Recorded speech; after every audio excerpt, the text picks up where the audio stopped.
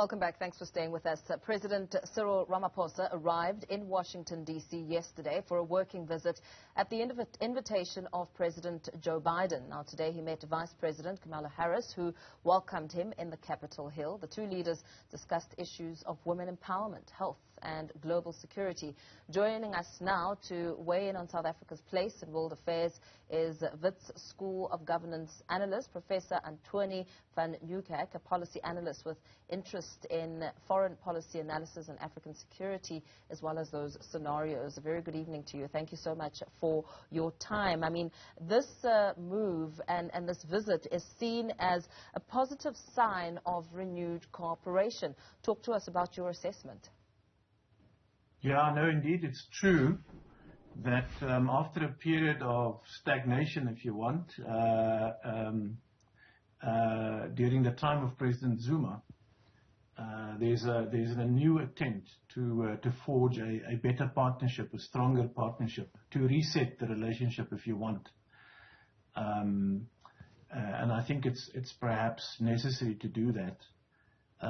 So this is a carefully crafted set of activities that will allow the two countries to find common cause, common purpose around shared values. So it's very interesting to see how this plays out. It's very sophisticated in my view.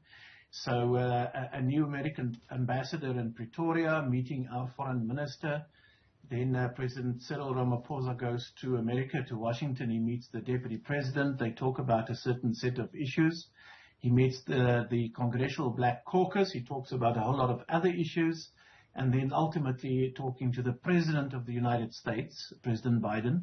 And there's a particular agenda there again.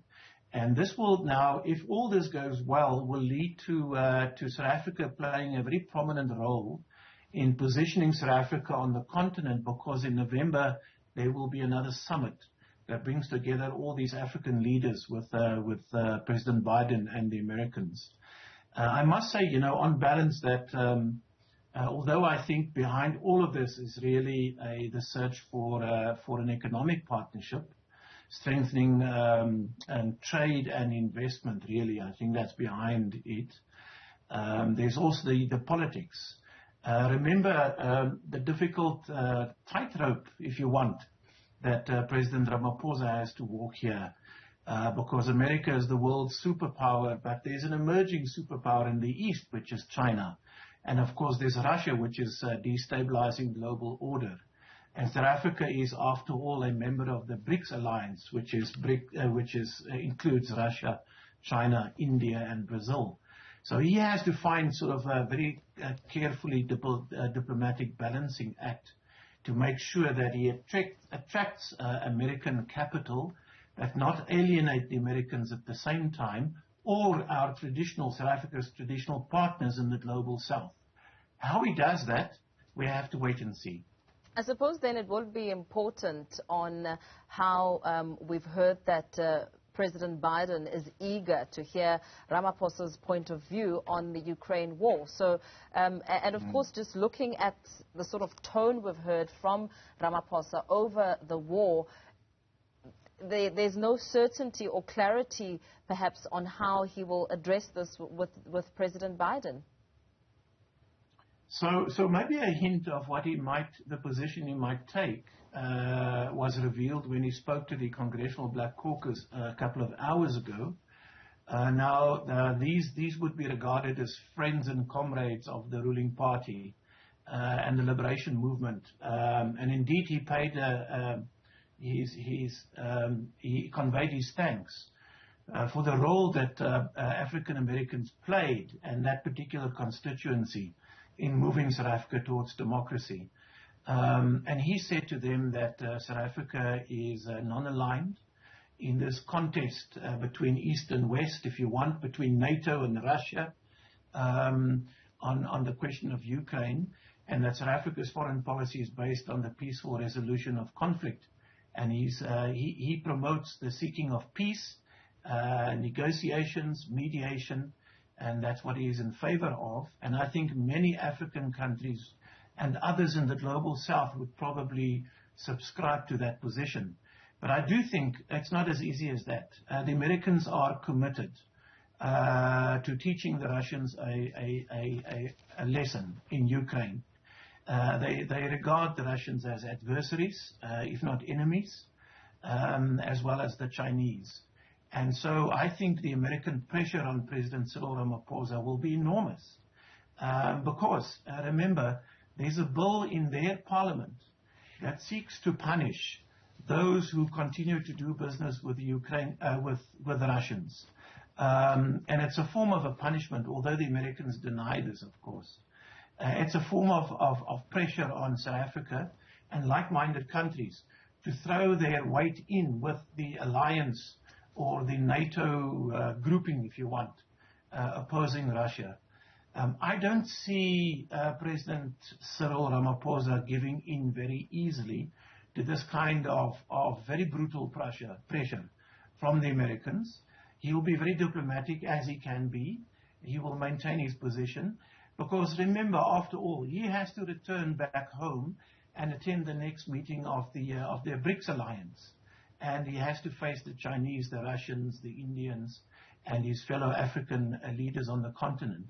So I think he's going to be given some lessons in Washington.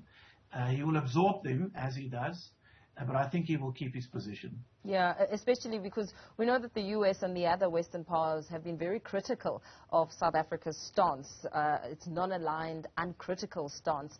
But we also heard a few days ago Minister Pandor saying that South Africa has not been neutral.